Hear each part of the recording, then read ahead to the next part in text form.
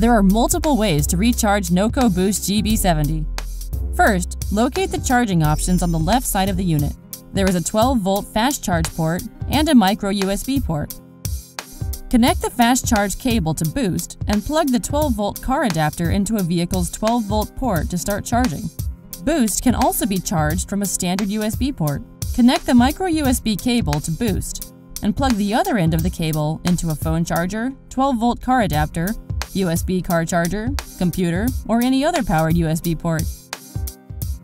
Once charging, the charge LEDs will slowly pulse. A full charge will take approximately 2.5 hours using fast charge or 7 hours with USB. A solid green LED will indicate the charge is complete.